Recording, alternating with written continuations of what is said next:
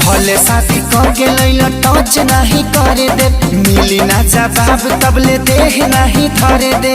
कितना दिन ले चलइबो ई वारंटी लिख के दा,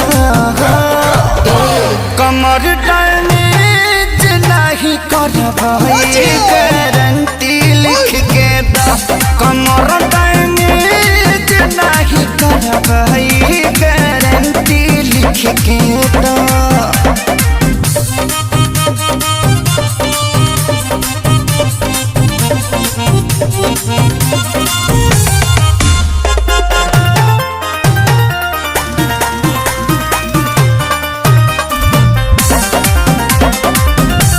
इहे चुमुक जैसा टवले रही हो, असर पोरे पोर ले चढ़